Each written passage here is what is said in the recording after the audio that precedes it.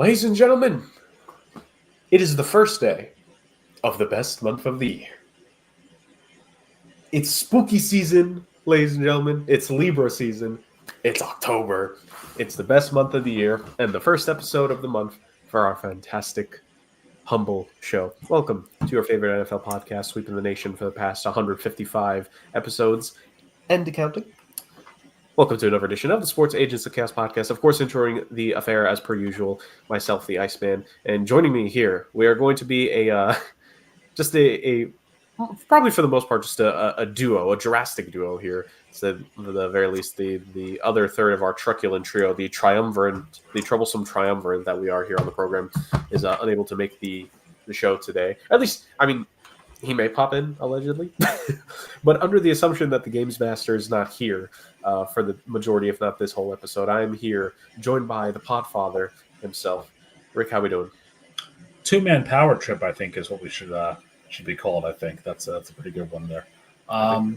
Yeah, I mean, listen, I'm doing okay. If you, like I said, if y'all, we're here with Justin. It is the high holy day for him. So if he pops in, great. If not, it's well, we can survive it.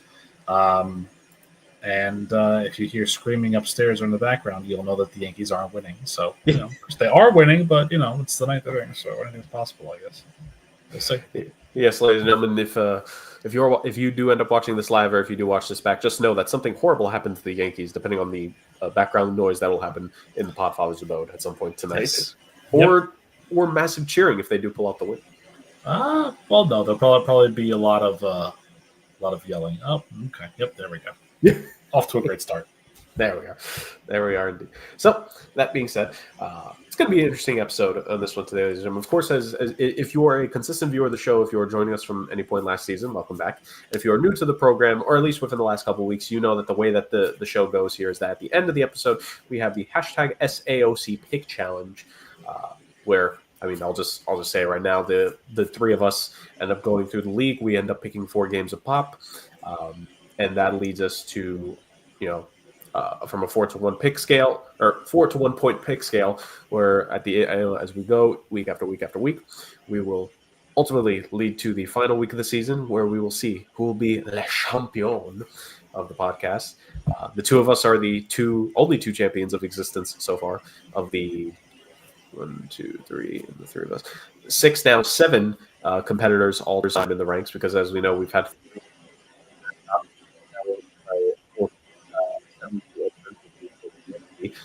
the pod children, as they've also been called.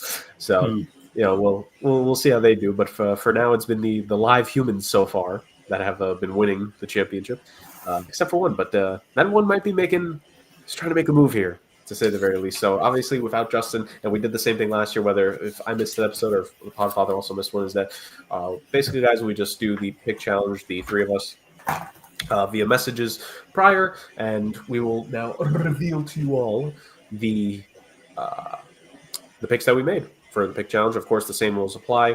4-to-1, we went in serpentine order. All of us must pick at least one upset, with the lowest points that can be used with 2. And as noted, and we'll get into, because it's the first time this has happened this season, the entity / the pod children had it is a non-4 game slate for them. It's less than 4 games, because now the bye weeks are coming into play.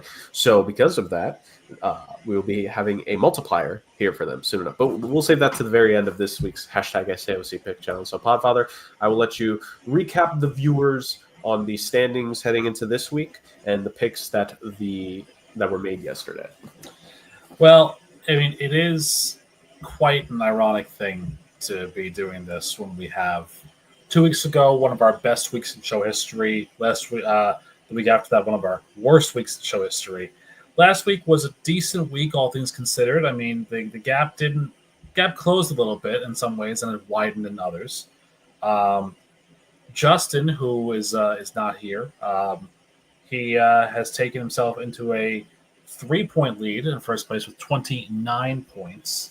And for those of you keeping score at home, that was due to the fact that he correctly had all but the 4-point game. Right? He did not get the Chargers game properly because Jackson Dart did Jackson Dart things. But he had his 3, his 2, and his 1, which was Detroit, Jacksonville, and Seattle. So he is up to 29. Jerk, you had I think, the lowest point total on the week, unfortunately. You only scored 4 points to get you to 26. Tampa and Green Bay let you down. Green Bay, of course, being a tie, which I'm sure we'll get to because we both got something to say about that one. Yeah, most definitely. But you did get Houston and Denver right, so kudos for that. The entity, my children, with 5 points last week, they're at 24. So Jerk's at 26, and my children had Kansas City and the Rams, correct, for their 4 and their 1. I thought I was going to get more points than I did, but then, Carolina decided to be absolutely god-awful. Yeah. And then there were the Jets. So, yeah. So, but I did get 7 points with Buffalo and Pittsburgh, so I'm at 22. Still in last place, but the gap has closed. So, we head into this week with 14 selections instead of 16. Atlanta, Pittsburgh, Green Bay, and Chicago are all on bye this week. And going 4-1 in reverse chronological order, I took the easiest game on the docket based upon the point spread. That would be the Detroit Lions, who I think are getting quite a handful of points in this one, in their competition. And the tweets have just been jokes that I've seen in regards to this. It is 10.5 point spread over Le Bengals, so there's that. My 3-point pick was the Arizona Cardinals over the Tennessee Titans, who we'll get to in a little bit in one of our other segments because we have to discuss them. My 2-point upset pick was another one we'll get to in a little bit. The Giants, I'm going to say they continue their run over the Saints. It's only a 1.5 point favorite, so it's not a bad game to pick. And then I have the Chargers as a 1-pointer bouncing back nicely with a victory in their game where they will be taking on the Washington Commanders. Jaden Daniels, as you saw, is back in for the Washington this week, so we'll see what happens there. Jurg, you have as your 4-point pick, which a game that I think has now grown a little bit since the news that just came out tonight that Brock Purdy and Ricky Pearsall will miss this game for San Francisco. And I believe your 3.5 point favorite went to an 8.5 point favorite on ESPN Bet. So you have the Rams at 3 points. Dude, poor San Fran. I know. They're in a good spot, and then nope. You also have, in a game that I'm surprised that you took because of who they're playing, you took the Indiana Jones Colts over your friend Geno Smith and his Ring of Honor candidacy in Vegas. Dude, like the first month of the season, I feel like I didn't have high expectations of them. Yeah. But it's just one of those things where it's like, I'm not mad. I'm just disappointed. I think that's a lot of people's reading for the Raiders so far, Moncton. Like, there's just a lot of disappointment from a team that, even if you didn't think they were going to be a playoff team, which I know I didn't, I think one of you two had them making it, or at least closer to making it. Closer. I had them close, yeah. Yeah, and I think Justin maybe had them as like a strong dark horse as well. Like, you at least expected them to be exciting. Yeah. They just haven't really been exciting. They have not been. Brock Bowers being hurt, it's not really helping out. Although, listen, Ashton Genty, going back to the Mike Myers stance, has paid dividends. So maybe there's something to be said there. Don't change what's not broken, especially. Exactly, yeah. And that was the only thing that kind of made me like, when it came to picking that game. But I'm like, look, Jonathan Taylor has been running amazing this season. You got to give a lot of credit to that Colts coaching staff and Steichen. Like they have made it so Daniel Jones, again, they're almost doing it better than what Dayball did a couple of years ago, where Daniel Jones, it's strictly short and intermediate passes with some play action, efficient running for him when he's had to do it. Like they are literally making it the two biggest gaffes in Daniel Jones' game, fumbling and deep balls. Yep. He has not had to worry about those this season, so it's like they can at least pull it off for one more game. If there is anyone out there that thinks the Colts are just a house of cards and that they're going to come crashing down soon enough, I mean, maybe. I'm not confident it's going to be this week because even if you think the Raiders' offense is nice, that Raiders' defense is not good. It's just agreed. Agree with that. Your 2-point upset pick, an interesting upset selection because the Ravens are a 1.5 point underdog in Houston. I assume the Lamar Jackson hamstring news is the key there. Cooper Rush is not getting any favors. And we'll also talk about Baltimore a little bit later. Kansas City was your 1-point pick for Monday night over Jacksonville Jaguars. Yeah, Mahomes started to get momentum, and Like my logic with the 2-point pick was just like, okay, like Derrick Henry, he's ran over the Texans in the past. He's had a rough start to the season, honestly. Mhm. Like you could argue he's the reason that they lost that Lions game a couple weeks ago. You like, can argue. Like this just it feels like a Derrick Henry bounce back performance, and Cooper Rush has had solid games in the past with I feel lesser talent available to him. So Agreed. So this like the offense is just passable enough. I can't believe we're saying this. I mean, I know we're going to get to it. We're probably going to get to it in one of your takes, but dude, that Ravens defense is the only thing I have to question, and that's saying a lot because the Texans offense hasn't even been that impressive this season. The most points they've scored is against the Titans. That's true. Like what? And everyone scores points against the Titans. Let's be honest here. You know, like I think you said this a week or two ago. The three of us might be able to get one score on the Titans. Yeah, I'm sure, absolutely. I think so. You know, a JV hockey team that's playing football for the first time, they can probably get some points off the Titans. Probably. Justin's picks as the leader in the clubhouse currently, he went Bills over the Patriots at 4 in the Sunday night game. Then he took the Eagles in their game over the Broncos, which is an interesting low spread, but I have a question for you a little later on about that one. Mm-hmm. In his 2-pointer, he has Cleveland and Dylan Gabriel and the upset pick over the Vikings in England, merry old England. And his 1-point pick is Seattle over Tampa. And a surprising battle between 2, 3, and 1 teams there, Seattle and Tampa, but having the favorites were there. And that left the 2 games of Carolina and Miami and the Jets and Dallas to the children. And when I presented them with these games, they both looked at me like, why the hell are these the games? But in order to keep up with kiddos. Sometimes life ain't fair. Well, in order to keep up with the tradition, though, they had to pick one upset, and they went for it at 2 because they had to. And knowing the fact that they're not fans of my teams, they went Carolina with the upset pick over Miami. And just to spite me, they picked Dallas over the Jets at 1 because, you know, it makes the most sense. So Jets are going to start at 1-5. That being said, that Carolina-Miami game, man, like those are 2 teams where, like, they're unpredictable now, but not for good reason.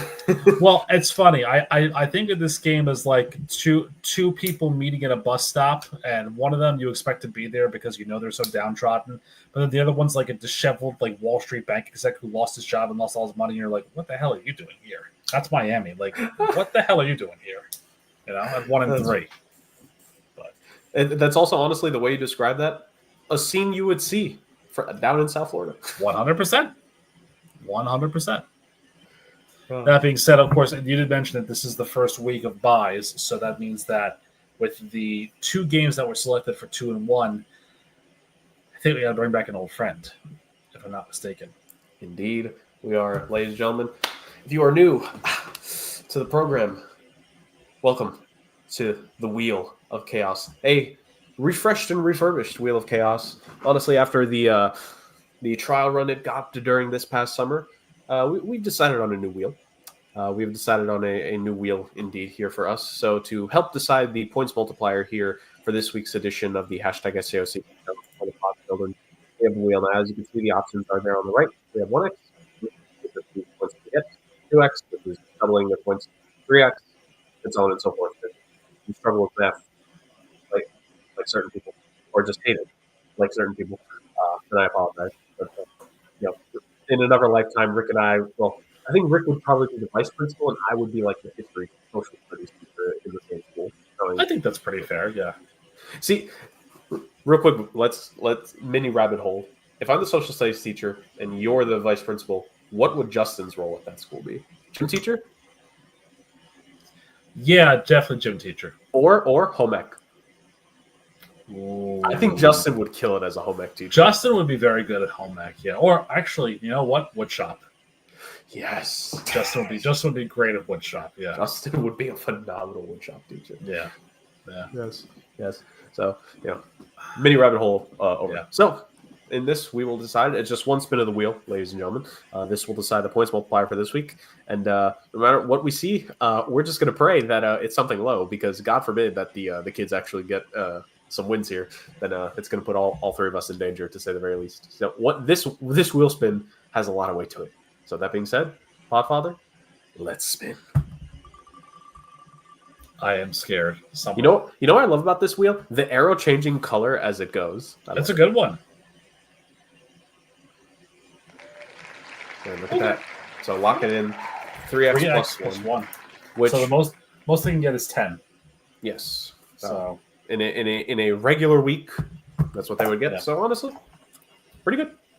I do kind of miss the jingle at the end of it, but I do like the clapping. The clapping's a nice change of pace. Yeah, it's very subtle, and I have used that wheel for myself in what's it called, in like personal things I've had to do when I've had to decide. It's like, all right, am I going to do X or Y today? I've used that wheel to decide dinner for a night. I've done that. So that and the trial run it got with us during this early portions of the summer before our hiatus, that sealed it. So the wheel. Yeah, we never did resolve that bracket of fandom. But that's okay. We'll retool it and we'll bring it back next year because I don't got a team this year, thank God. Yeah, I was gonna say the stress levels for the Podfather are very. You know what it's like to be me now, Rick. All you care about is just the points you make and your fantasy team, and that's it. Exactly. And the occasional bet here and there. Occasionally, little $2 Podfather, $3 Podfather. A little bit here and there. Yeah, nothing too crazy. Little column A. Little column B. So that being said, ladies and gentlemen, the hashtag SAOC pick challenge has been done and dusted for this week.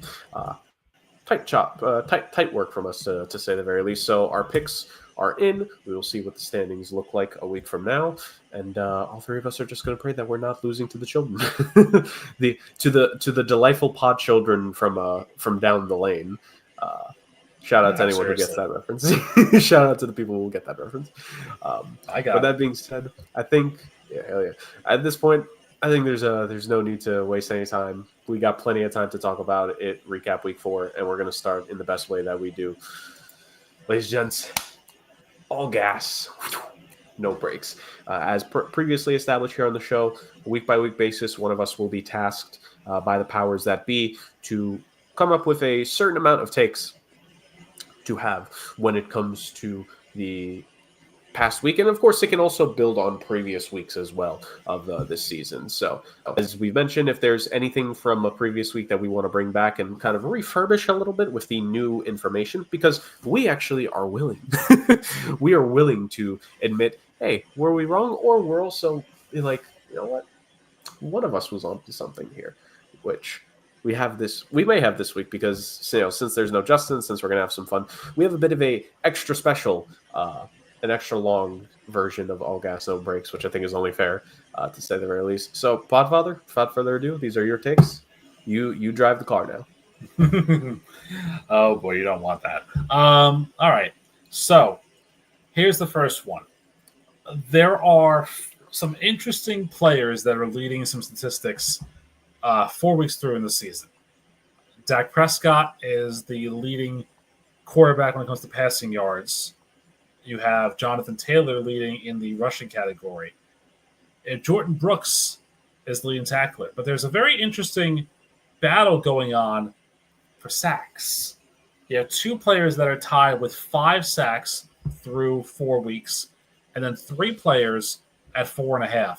Which is interesting because these are not names that you expect there to be, with guys like Danielle Hunter, Myles Garrett, and Aiden Hutchinson just a little bit further behind. But there's one guy on this list that we've been heralding for quite a long time, and he is one of those 2 players tied in first with 5 sacks each because he's been an outstanding rookie. So, Jurg, all gas, no breaks.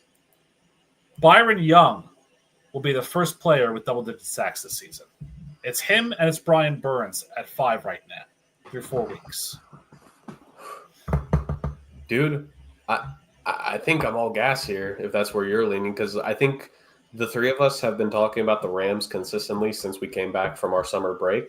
And I think you and I in particular have been big on pointing out how they have built this defensive line over the last year, where last 2-3 seasons where even, no Aaron Donald anymore, but you have so many studs here that forget just replacing the production.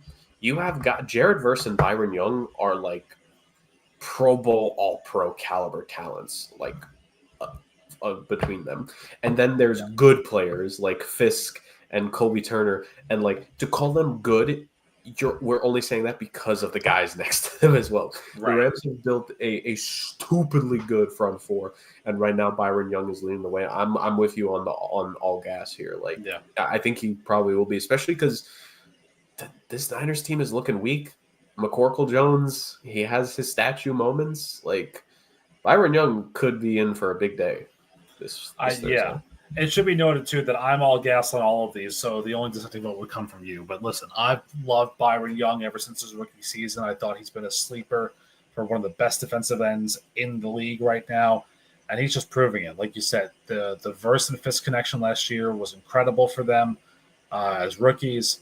But let me tell you something, this kid Byron Young, he's something special. He is what Aaron Donald was to this team, and I think that's a big key for them to keep going forward from there. So I love him. I think if I could draft him in fantasy, if they allow me to do defensive players, I would, but they don't, so I can't, but I want to. Now, the Rams did have a loss. They're 3-1. They lost to a team that's 4-0. But this 4-0 team, Jurg, I'm going to call them out. I don't think they're a strong 4-0, but I want to see what you think. All gas, no brakes.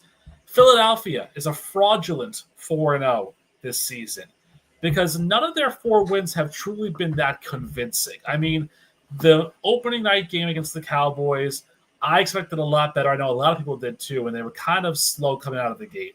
But then you had the game against the Chiefs where the offense didn't really do a whole heck of a lot. And against the Rams, if they don't block that field goal and Cardi makes it, that's their first loss.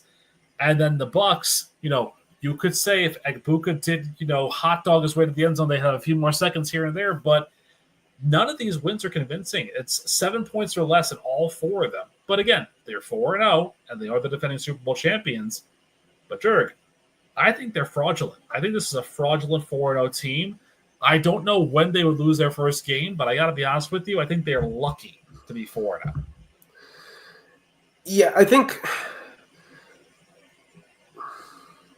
So it's tough because I think last season's Chiefs team that started, 8-9-0 before they ended up losing to the Bills finally. Yep. I think that team, if we had to compare, because I think that is the best example we could use, right? In terms of it's called the defending Super Bowl champions are now starting the season undefeated once again, at least 4-0. I think that team was definitely way more fraudulent than this one. If people were trying to claim that they're the best team in the league, I would say 100% I'm all gas on that one. Now, this is coming from someone who picked against them before this week, the last 2 weeks, because I felt it was very much upset territory. I felt both the Bucs and Rams defenses were good enough. The Rams especially were. Just the offense completely let that game go away in the second half. Mm-hmm. I am with you. I think we are. I think we're legitimately 3-4 quarters away from this being a 2-2 team. My only thing where the only thing that's making me slightly not go full all gas is just I am kind of a guy who can both respect and appreciate and give credence to those close, ugly victories you get. And that's the only thing that's slightly preventing me from going all gas here. But because it's fraudulent 4-0, it's tough to parse. Are we talking about the fact that they shouldn't be 4-0? I kind of agree there. But the fact that they are undefeated, I think it shows a lot of good marks that they are undefeated at this point. So it's I'm kind of torn. But for fun, for fun, it would be more fun for me to go all gas. But I'm just gonna slightly pump the brakes because I think this is the kind of championship DNA stuff that we talk about of a team being this good. That being said, if we do get a game here, Rick, where again they win by a blocked field goal or a last-second field goal on a team they should have absolutely stomped by 14, then I think we could bring this back up because it's we saw what happened to a fraudulent start last year, and it didn't end up well for that team that made it to the end. So all I'm going to say right now is that if you go by the total yards for and against, mm-hmm. the Eagles have the 21st or 22nd best defense mm-hmm. and the 3rd worst offense on yards for. Seriously, yards for, They have 251.5 yards average per game. That's only more than the Titans Right. and the Bengals. And the Titans and the Bengals are two teams that don't have 1,000 yards total. The Eagles have 1,006. Does this not slightly vindicate me from my take a couple weeks ago that the Eagles missed Kellen Moore? I think so. I think my take is starting to look a lot better here that they missed Kellen Moore, particularly with the passing offense. Like there's a reason. And spoiler alert, I don't know if this leads to any of your other takes. I generally don't know what Rick's full takes are, ladies and gentlemen. I shared to you guys on social. Justin may not have seen it, to be fair. Like, he doesn't have to. But, I shared, like, Sports Illustrated on IG. They put out, like, trades big trades that we could see happen. Like, any of those things will occur. Maybe one of them will. But, like, one of them included A.J. Brown being dealt. And I'm like, what? But, like, yes, they're winning and winning cures all. But let the Eagles lose 2 of the next 3, and A.J. Brown is still not getting targeted. And I don't know how much of a happy camper he's going to be. Like not getting all your targets when you're 4-0, all right, kind of accepted. 5-2, 5-3, starting to be a little bit That's not going to be a happy guy here soon enough. Like AJ Brown is a top 4, top 5 wide receiver in the game, and he wants the targets. This is a completely separate conversation. He has the championship now. At the end of the day, it'd be cool to add more, but he lock stamp it. He has a championship as a number 1 receiver on a Super Bowl winning team. A lot of really great wide receivers in the Hall of Fame can't say that. Yeah. So all A.J. Brown has to do from this point is just to collect and continue and get more stats. And if Jalen Hurts and this Eagles offense is not doing that for him, Rick, I think in 4 to 5 weeks' time, we're going to be talking about, is A.J. Brown going to be an Eagle after this season? I think so. I think it speaks volumes when Hollywood Brown has more targets than AJ Brown does, but that's another conversation for another day. All right, so let's move on. There are 3 winless teams remaining, and we're going to talk about 2 of them because we don't want to talk about the Jets because why bother? But these 2 next takes are about one game in particular. Now, the Saints are bad. Yeah. And we know that they're bad. But one of their shining spots, truthfully, has been Spencer Rattler. He's seemed to have a maturity for being the quarterback on his team. 5 touchdowns to 1 interception so far this year and 765 yards passing. He's doing pretty well, I would say. But across the line is the team that made a quarterback change that brought some spark. The Giants with Jackson Dart over Russell Wilson. So, all gas, no brakes. Tyler Shuck should start for New Orleans this week to get a little more spark in their offense, try and see if they can capture the magic that the Giants had as well. This is another one I'm kind of torn on because, I was a big Spencer Rattler guy when he went to the Saints. Just in terms of, I think, this is a guy who was very high on himself, coming out in college, not the pro, not going into the pros. When he was going from high school to college, I think a lot of people still to this day have weirdly held it against him, which, I mean, ladies and gentlemen, I would love you to show me a 16 to 17-year-old that's at the top of their respective field that would actually be humble.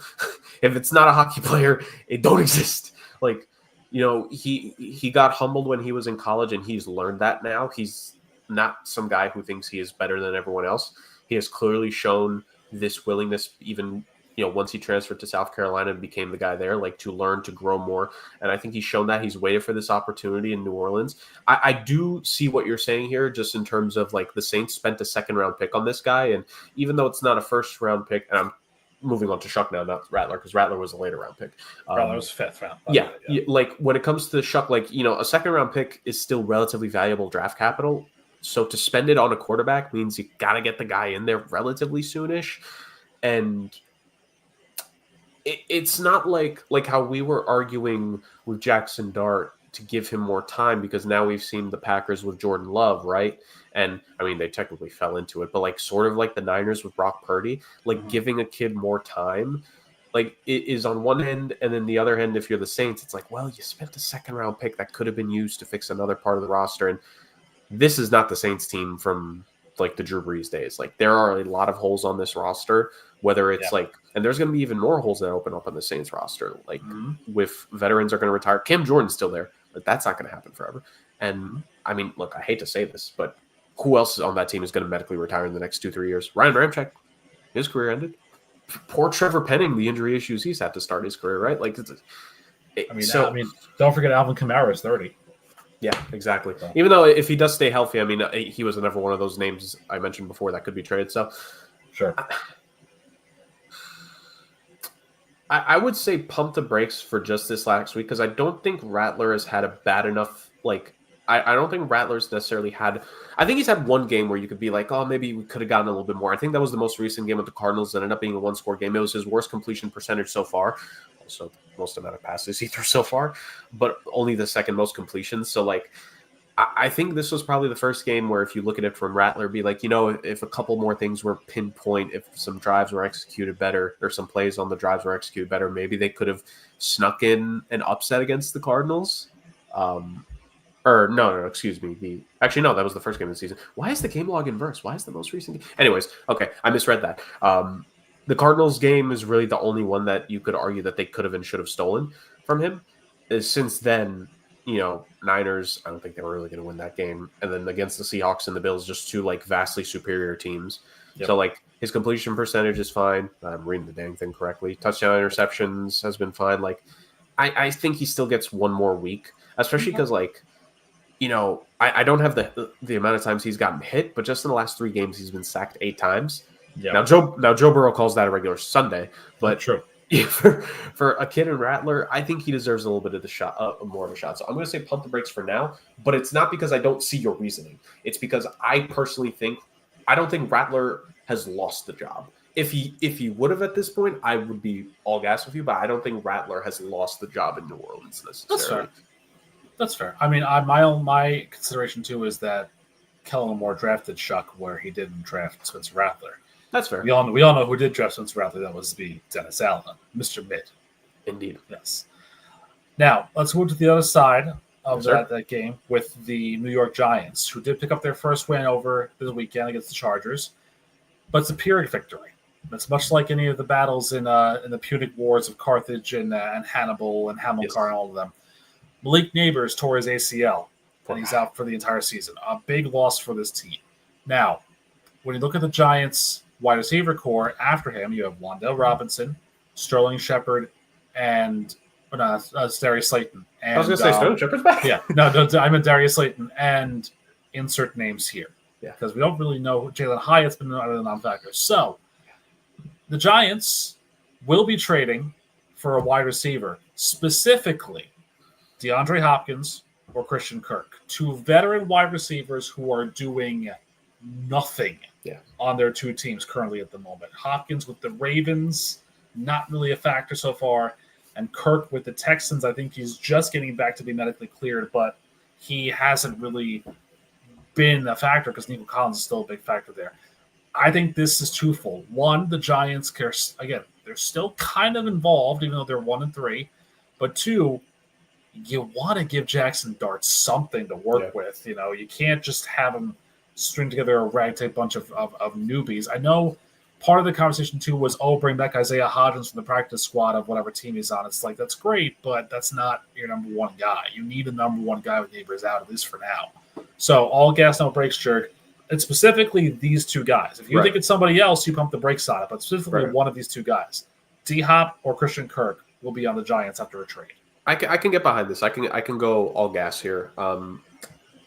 I look at it from 2 situations where if you're the Texans, like while we would think that they might be reticent on trading Christian Kirk because they themselves need their wide receiving room to be a little bit more pumped up, if you believe that you can find the answer, if they just get better health on their side eventually, or even if they consider a trade, I could see it. And where they look at Christian Kirk as a veteran guy that maybe just doesn't fit the timeline for this team, like I could see that. Christian Kirk, I think, unfortunate to say, shout out to our guy Christian Kirk, friend of the show, number 1 receiver, reset the NFL contract on wide receivers as we've known it. Ladies and gentlemen, understand something. Every single wide receiver contract over the last like four or so seasons has been because of Christian Kirk. Understand that.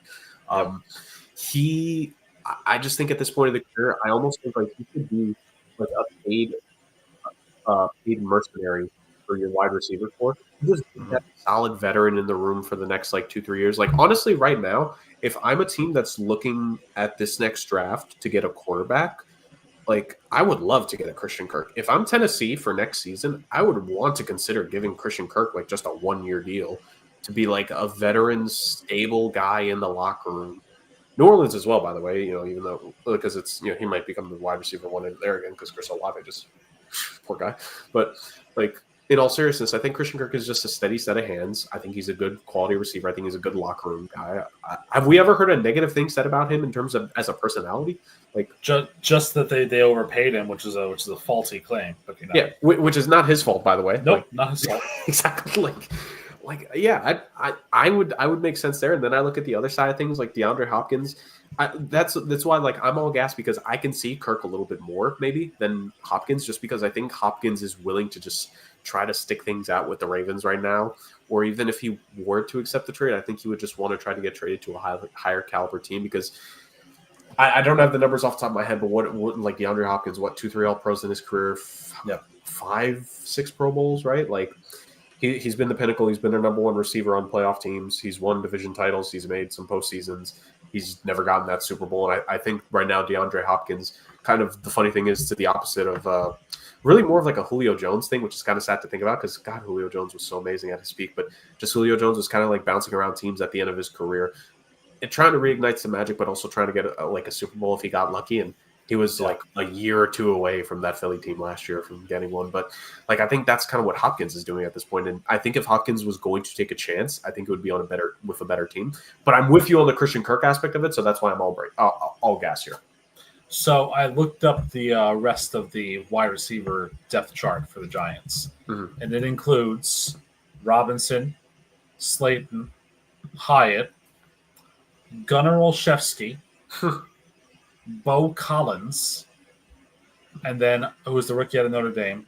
And then their two guys on the practice squad are Emir Smith-Marset and Lil Jordan Humphrey. You need to get a number one in there.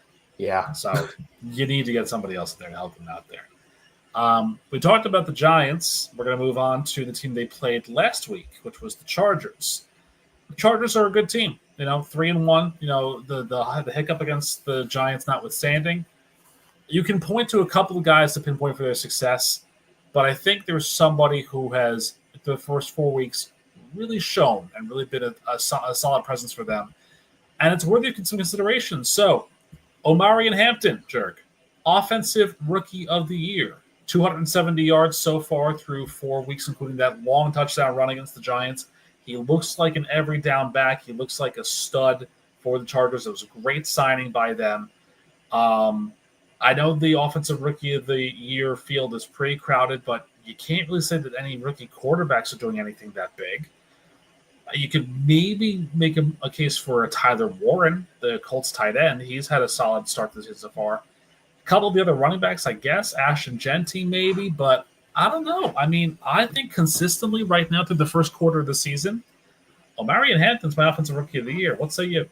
Yeah, I'm all gassed because I think, but it's not because of the first quarter of the season because anyone's been a standout. It's kind of like you said, there's so many different names that you could point out to maybe like a solid week or two. This award is so up in the air that legitimately we could see that award decided in the next month and change depending on which of the running backs we're expecting to take off. Because barring Cam Ward somehow turning into rookie Andrew Luck or rookie Cam Newton, probably not going to happen. Like he's probably not going to get the award. I don't think any of the other rookie quarterbacks will be able to end up getting it. The receivers, off the top of my head, like none of the receivers have really had like this massive, like game-changing, game-breaking game. Like you said, Warren's been like really strong with Indy. Like even he's not showing up in the stat sheet. Like he's just impacting and helping the Colts all around, which has been great.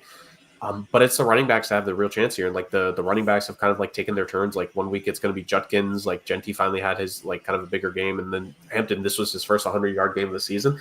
I'm all gassed with you. I think now, especially because the injury that occurred to the running back room with the Chargers already, right? Like I think we're going to see him become that bell cow back. And we know Jim Harbaugh is not afraid to give a number one running back plenty of touches for an offense of his, right? So I think we're probably going to – and now – that being said, like there will still be some split back duties. There will be times where other backs get their touches, but I think if Hampton can be that hot hand, if he's going to start making some gashes in defenses, I think he's going to get the lion's share.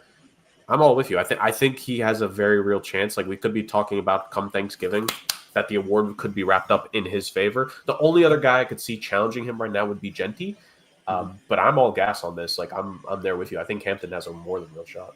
I think in the polls right now, the odds makers say that right now Egbuka is the favorite. The whereas here from Tampa Bay, and obviously with Mike Evans being out, he'll get a lot more catches, a lot more play. But I don't know, man. I just think he's 12 yards behind Genty right now for the rookie rushing lead. But again, he's made some considerable strides, and that room has gotten a lot worse with Najee Harris being out. So right, yeah, I don't think it's that offsetting. And also ultimately, just like to bear in mind for the people, like it kind of really doesn't matter. Like wins are not going to be the first thing that gets looked at when it comes to this award. Like it's going to be about big moments and big performances. And so far, maybe Egbuka would have the edge, but you get a couple more 125 yard rushing games from Hampton, that's going to flip on itself. Because look, 2 touchdowns on 2 catches is cool, but if you're only doing it for 20 yards, I mean, it kind of gets limiting at some point. Like this is not like some people were making the joke like it was Randy Moss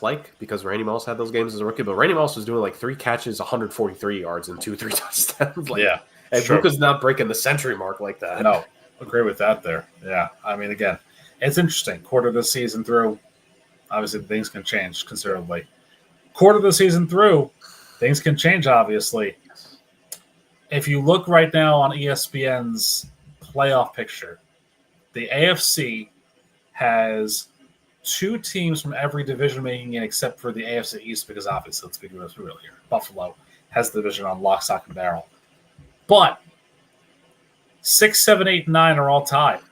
And there's one division that looks pretty solid on paper going into every season. But right now, not so much. So by the end of the year, by January 2026, Jurg, the AFC North will only be represented by its divisional champion.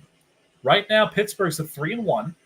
You have the Bengals at 2-2, but Joe Burrow is supposedly going to be out for quite a while, from what I heard. The turf toe injury is not ideal. Lamar Jackson's hamstring injury, we'll see how long he's out for there, but any length of time that he's hampered is not good for the Ravens. And then there's the Browns. So, all gas, no brakes. The AFC North will have only one playoff team. I'm all gas with you. Now, the question is who will be that team? But I'm all gas with you because even,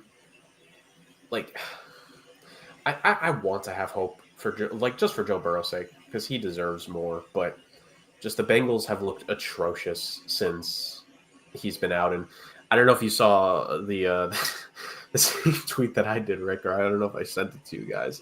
But there was a funny retweet that someone had on that Lions-Bengals game where it's like, dang, we might see 100 points in this game, and the Bengals might tack on a field goal to help get it there. Like the Lions, you're cursed if this chalk doesn't come through, to say the least, because there is no reason, and I'm not saying that to be funny or jinx. The Lions should steamroll them this game. They should. That literally, aside from Trey Hendrickson, it does not feel like that Bengals defense has legitimate value right now.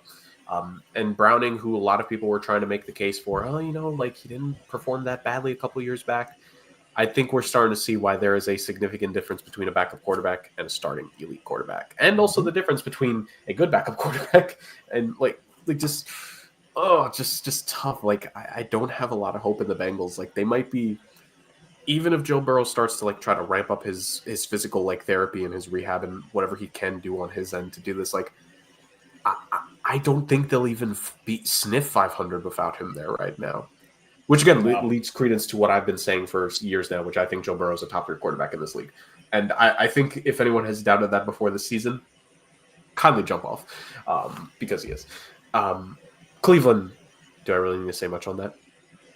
I think the balance is going to be, do you think the Steelers can keep up this hot start, or will they inevitably go 8-9 or 9-8? And do you think that the Ravens can bounce back from what is now looking dangerous start for them, depending on how this next game goes? those are the two questions you need to have for yourself. Yep. Whichever way anyone wants to side, I think we're going to quickly see here what's going to happen. I think there will only be one AFC North team in the postseason, because I think honestly, like you kind of made motion to it, like the AFC South, you have 2-3-1 teams right now.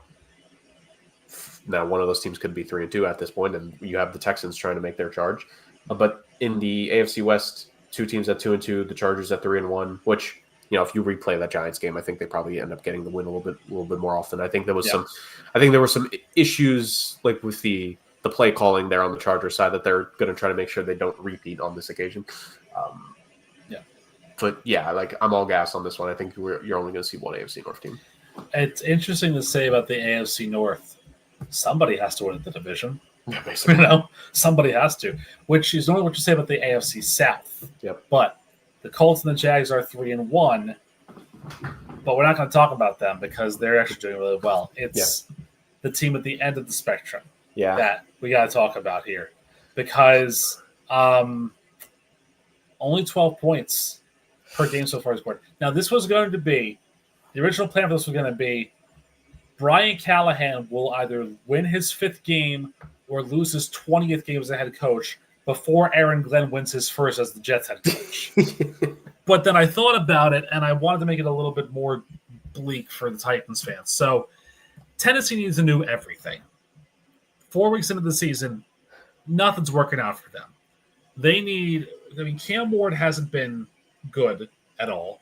Yeah. Tony Pollard is doing Tony Pollard things, but no one really cares because it's a Cowboys retread. Yeah. Joey Sly is 10 of 14 on field goals, which is, I guess, the only good thing they could say.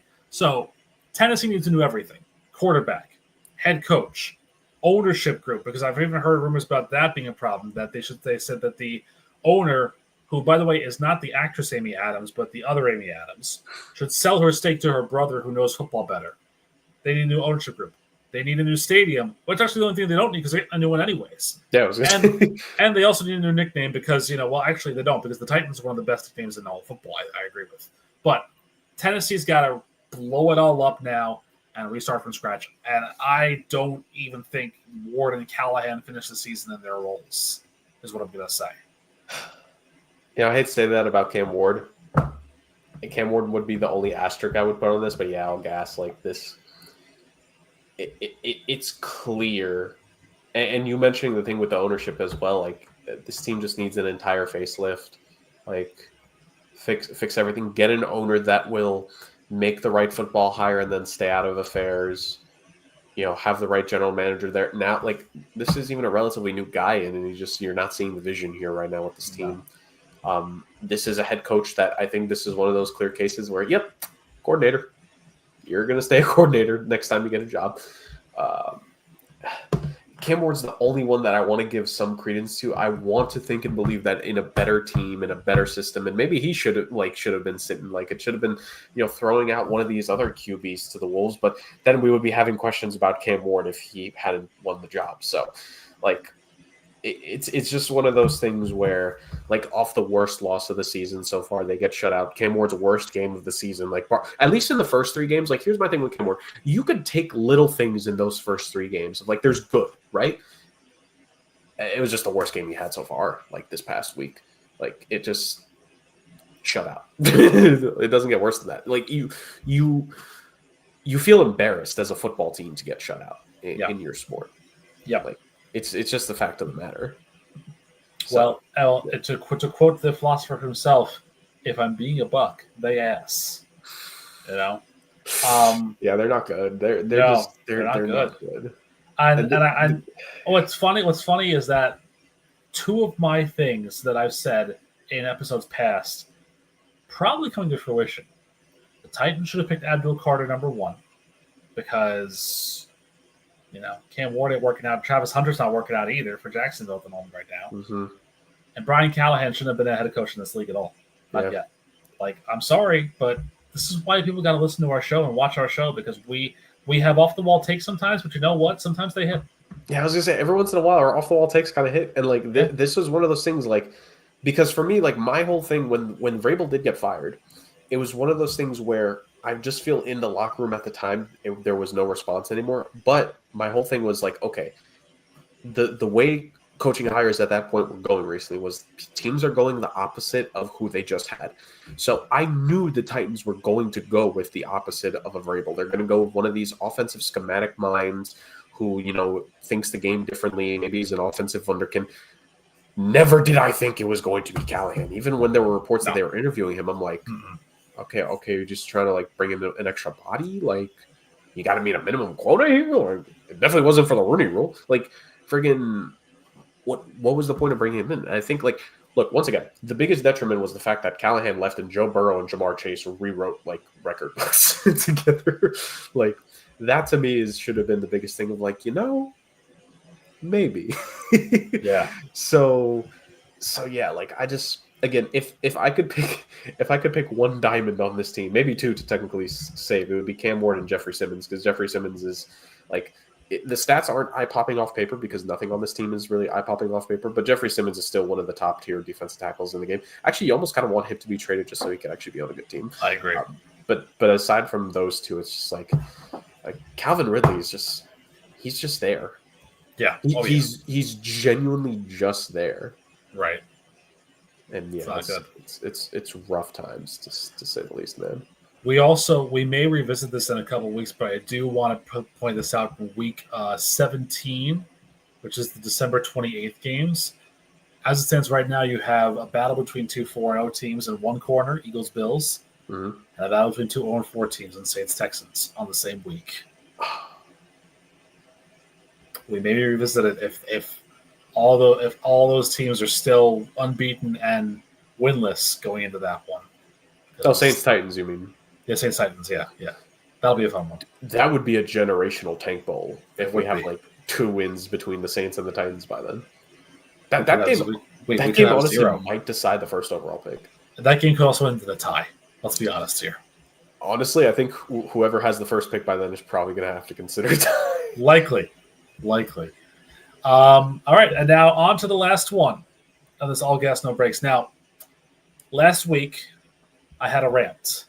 Yes. Regarding food, regarding chicken cordon bleu in a wrap, and how it was really hard to get, and why was it so hard to get that. So I ended up having a chicken cordon bleu on a hero. Not bad, but still, I prefer the wrap. When I was ordering from that restaurant, I did place an order as well I was feeling a little sweet treat. I was feeling a candy bar of some kind, and I thought to myself, oh, what the heck, I'll take this one instead. And now that we're in the spooky season and Halloween's coming up, this is a candy that people are going to be giving out. So, Three Musketeers, Jerg, you never reach for it. It's never the number one candy or even your top 5 candy bar that you're going to reach for when you go to the convenience store when you have it in the Halloween bag. That being said, you're never mad about having it because it is a very good candy bar. But again, it's never one. You can't honestly say that somebody who says that's their favorite candy bar, right. But you're not angry about it. It's not like that Laffy Taffy that's in the Halloween bag. Right. So, all gas or no breaks. I would say it's an underrated. Yeah. Never reach for it, but never mad about it. I agree. All gas. Like, just Mr. Consistency. Genuinely there. Yeah. Like, Three Musketeers, growing up, we all, when we went trick-or-treating for Halloween as children, I remember some of my costumes on some years. I was Batman one year. I think my last Halloween costume I ever had, it was like a ninja outfit that I had. Just vibes, and like always in some way, shape, or form, you get just a little sprinkle, and like a house will maybe drop a couple bars in there. Three Musketeers, never a bad bar. Never a bad bar. Like you said, not the first one. I'm gonna if I want to get a chocolate or some kind. When I'm in the store in the deli, like now I love nowadays I go for like the complete cookies when I can because I just love those things and they have protein. But younger, like you'd get like I especially love like the little Debbie's chocolate treats like the Swiss cake roll. So good. Of course with chocolate bars strictly Kit Kat is the most popular one, Hershey as well, like those two. But like Three Musketeers always there. Like if Mom came back and the chocolate bar she got was a Three Musketeers, thank you, Mother. I appreciate you. If in school, like the teacher brings in stuff and you're getting Three Musketeers, not like they're just dropping a random candy bar on for Halloween or for Valentine's Day. Yeah. Cool. Like consistency. Yeah. You can't actually be mad if you're given a Three Musketeers bar. No, I agree with that. I don't know exactly where I would place it in my definitive candy bar ranking, just because, again, you can't really say to yourself you're gonna have more than one of them in one sitting. Right. And it's rich, but obviously it's not something you go back to. Yeah. But it's something like every once in a while you want to have it. I think for me, it's obviously I go anything Reese's as my top one. Right. I'm in a fast break mode sometimes, but sometimes I go with the sticks. The thing is, this is controversial, but the peanut butter cups, not as big a fan anymore as the other ones. The fast break and the sticks, I'm more a fan of. When Twix had their Twix peanut butter, loved that. Now they're doing other flavors and it's not as good. I would say Three Musketeers, like I said, it's not my top 5. I'd probably put like 6 or 7. But like you're saying, I'm never gonna be mad about having a Three Musketeers bar. I am gonna be mad about having a Milky Way bar though, because that caramel's way too much. You know, the bite-sized Milky Ways, love them, but the full size can't do it. It's too much caramel for me. You know, I can't do that. But the Three Musketeers with the soft nougat in the middle and that nice red chocolate, and also what doesn't get said enough, the crisscrossing of the pattern on the Three Musketeers bar on the top of it. Yeah. Let's see. So this is a generic list. Like it's predetermined by like whatever standard or metric on the tier maker site. So Three Musketeers is here in the good tier right now, right? Yeah, I'll be honest with you. I think that's a good one. I mean, I guess that I can see no faults with it. It is a good, solid candy bar that I would not be offended if it was in my Halloween Baker Trick or Treat. I will say, the one I disagree with on this list that should be higher, I think, for me. For the record, real quick, this is not us. This is just the generic list that I found. The one that should be higher for me that might be a little controversial. 100 grand bar, man. 100 grand bars are so good, but you rarely see them anymore. Right. But they're so good. They used to be so good when I was so much more when I was a kid. I mean, I gotta be honest with you, and I'm gonna catch flack for it. I prefer Crackle to Crunch. I prefer Crackle to Crunch bars. Sorry. Yeah. Honestly, I was going to kind of say the same thing here. Like, I think Crunch, like, and obviously some lists, especially like generic ones like this, like it always depends. Like, yeah, you know, this is just the order. Like some people, like when Justin and I, when we done like the tier list on the show, like we specifically try to order it in each tier, like kind of how we're thinking. I don't think Crunch, if this is how like this generic list is intended to be, I don't think Crunch is a top 4 chocolate bar. Yeah. I just don't think I don't think it's top 4. It's not my top 4. No, I agree with that. Butterfinger, let me tell you something. Butterfinger, I think it's great, but it is the worst candy when it comes to the wrapping to melting ratio, I think, for like chocolate. Right. Because that Butterfinger chocolate layer is so thin and flimsy that if you get one that's just even just a little bit melted, you're done. That's a bad experience for you. What do you think of Mr. Goodbar being on the good tier? I mean, good bar in the good tier, ironically. Like, never been one of my favorites, but I don't necessarily think that's a bad thing. I think the ratio of the peanuts to the chocolate in the Mr. Goodbar actually makes a lot of sense. That's why I'm kind of surprised that the Baby Ruth is high up as it is. Right. Because the Baby Ruth, the portions are all out of control. But the Goodbar one makes. I'll tell you which one I think is really stretching it for me. Why is Almond Joy in the good? Almond Joy doesn't belong there, man. I think it should be. It definitely needs to be taken down a tier or two. Absolutely. I mean, the Mounds is okay because the dark chocolate and coconut kind of works together. The York peppermint patty, I think, has to go higher for me. I love a York peppermint patty. Reminds me of a Thin Mint. So good. Ferrero Rocher, not really a big fan of. Heath bars, I do like. So on the okay tier, you have Hershey's Dark, Hershey's with almonds. See, that's the thing. If you're gonna put Hershey's with almonds in the okay, why is Almond Joy better? Does Coconut make it that much better? I don't think it does. Yeah, I was gonna say, like, I kind of feel like I don't know if there's much of a differentiation between this one and this one. If you think one is significantly better than the other, I don't know about that. Like, you got Cracker here. You got Mounds, which like Mounds I think is like I've had Mounds once. Like, I think this is like they're okay. Like I can confirm, by the way, that I've had a 0 bar one time in my life and a Fifth Avenue bar one time in my life. Mm-hmm. They belong in that lower tier. I was going to say, what do you think? So again, we're basing this just off the one we found. Like this was by default. Maybe this is like most common where stuff ranked. Yeah. Let's just assume this is proper order. Do you think Malteses on this list should be the bottom of the bottom? Like, do you think they're the absolute worst, or do you think like what do you think about that? So those last 3, I've never had them, so I can't really say, one over the other. I think I would give the Maltesers the last spot just because if you're saying it's that much worse than a Whopper, and to me a Whopper's not great, then those probably taste horrible. Right. This is just chocolate bars, I know, but if we did a full candy ranking, I think Snowcap's got to be towards the bottom. Probably. Oh, Snowcaps are terrible, but yeah, like I said, the Mars bar I haven't eaten, the Bounty bar I've never even seen. So, and it's funny to say best American chocolate bars. Where are these? Where is this like a Midwestern list? I guess I don't know. Yeah, I was gonna say because like as I go down here, like there's other people like, and I mean it's kind of based off of this one. Like if I went back in the search and maybe went to other took from other tiers, like there would be a bit more. Like I see this one here, it's including M&Ms, like so. It's kind of one of those things. Is the purple one like never again or something like that for some of these people? Or never had? I never had this / I don't know, which I think is fair. Like I think if you've never had it, it kind of makes sense. If you don't know, sure, that's fine. But like never tried. I was thinking if you've never had one, you never tried one, then depending on what it is, you gotta fix that up there. I want to see this person chocolate candy ranking American chocolate bar. We're going deep into it. Let's see what we got here on this. Let's critique this person's list real quick before we move on. Okay. Although at this point, why would we want to? Let's see.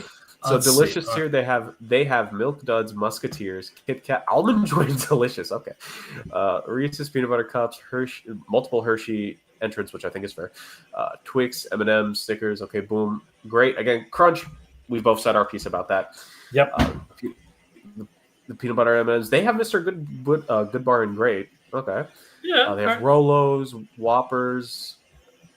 They went zero's good. See, I kind of understand that because the way I look at a 0 bar too is I kind of look at it like if you're doing like a Hostess taste test, let's say you're doing all the chocolates, then you get to the end and you have that coffee cake that Hostess makes. Like it's different. The 0 with the white chocolate casing on the outside is different, and I do like that as an alternate option. But I don't know. If you're going by rankings for that. There's some okay. Take 5.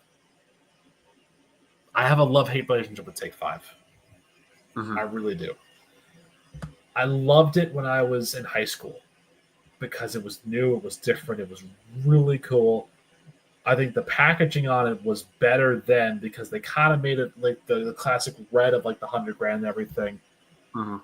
Packaging for me does a lot. It does a lot of harm, It really Americana in general, packaging is absolutely. So, if you haven't had a Take 5 yet, you gotta try it at least once, because it is everything in once, and it's a lot going on there. But at the same time, it's pretty good. It's a good combination. I do understand if people don't like it because they're not really a fan of the pretzels with the chocolate. I get that, but I don't know. Let's see that list again. Peanut butter M&Ms on top of it, absolutely. What's funny is that they don't rank regular M&Ms, just peanut butter and peanut M&Ms. That to me is interesting.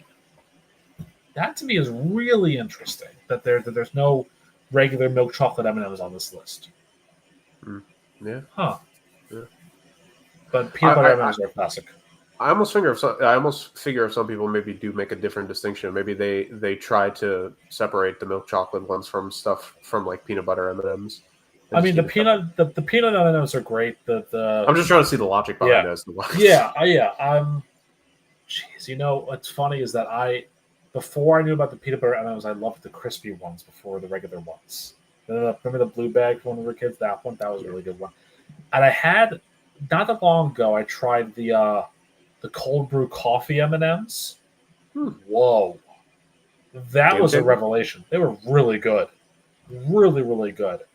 But again, when you try and expand all this stuff into different elements, like that's Right. the reason why I kind of think The Musketeers is a classic one because it hasn't changed.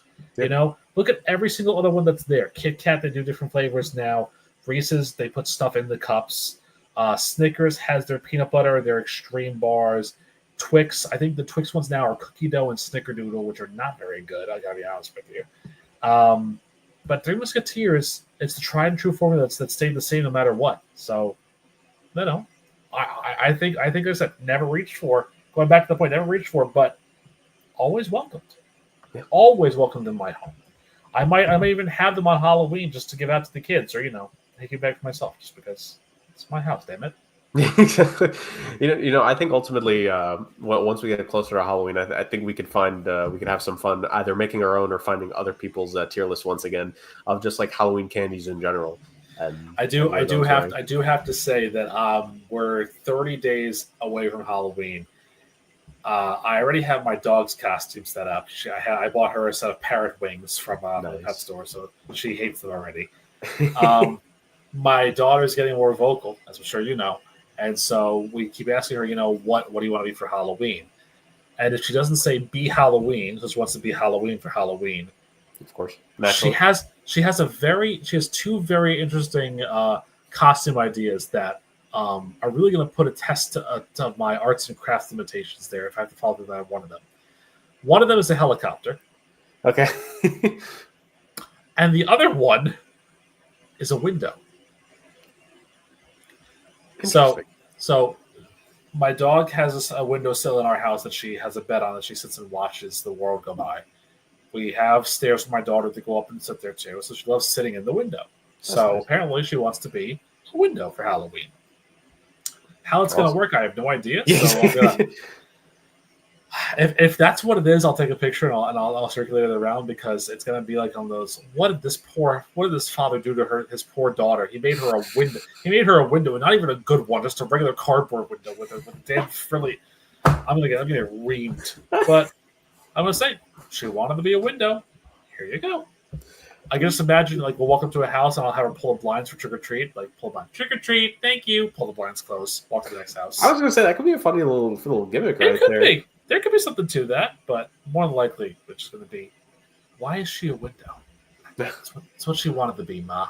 Just let it go. Exactly. Well, you know what? Gimmicks, asking why things are the way they are and more, is kind of how a lot of people would end up describing NFL Week 4 here, Rick. 1 month into the season, and already, if your topics for All Gas, No Breaks, which once again, fantastic second time taking the lead on that for this season. A lot of teams already, the narrative is shifting about them, to say the very least, in regards to how we have viewed them in this young and early season. So we went over a good amount of them during All Gas, No Breaks, but just other topics that we can touch upon. The Steelers, we briefly brought them up. Now they're off to a 3-1 start. They ended up beating the Vikings in the Dublin game, which, heck of a game to say the very least. A real Belfast brawl of a game that they had there in Dublin. So, kudos. We already talked about the Texans-Titans and that shutout. We mentioned the Giants' upset win for themselves. I guess now, with the fact that they get that first win with Jackson Dart under it, and Jameis Winston kind of looked like he was there active on the sideline, such and such, maybe just a underrated thing. But because of certain teams and how they may view themselves, do we think, Rick, that we could end up seeing Russell Wilson get dealt actually rather than Jameis? Because now it just feels like Jameis is almost a better backup quarterback to have for Dart, just in terms of energy, play style. Winston was big hyping him up on the bench during the game, and I just now if Russell Wilson's if you've already replaced him as the guy in New York starting games for you, what's the point that he serves on that roster? I don't necessarily know if I agree with the idea of trading Russell Wilson, only because they gave him a lot of money, Right. and you're going to have to pay the rest of that contract out, even though it's 1 year. But also, I don't. Something about it to me says they don't want Jameis Winston to actually be a backup quarterback. They'd rather him kind of be more of a mentor this season Mm-hmm. because he does have the 2 year deal. They kind of want him to have a year where he sits and kind of, I guess, in a way, kind of makes it like a Josh McCown sort of thing, where he becomes like that veteran tutor who Right. won't see the field, but we'll be there because again. You saw it a little bit in the Giants game where Jackson Dart did have to come out with an injury and Russell Wilson had to run a couple plays. It was disastrous, Yeah. but he does know the offense because he's run the offense for 3 weeks. So I guess it kind of made sense there. I would have had him hand the ball off, but that's just me. He probably was told to do that, and then he audibled to try and throw it to somebody, like a jump ball again. But so I don't necessarily believe that either one's going to get traded. I think that Russell Wilson serves as a good insurance policy in case Jackson Dart gets hurt. Right. And Jameis Winston serves as a good mentor for him in this stage of his career. That way, if he's on the field and if he's had a bad series or if he's got things to learn, I think you'd almost rather have Jameis teach to him because Russell's not really the teaching type of guy. Right. And so I almost want to say that you want to keep them all there just because it's probably best for Jackson Dart's development to have both those guys there, one to watch and learn from if he has to go back in, and one to talk to on the sidelines and learn from because that's the kind of personality that Jameis is. I think that's better just to have all three of those guys that are there. Again, Winston's a guy who I think knows his role.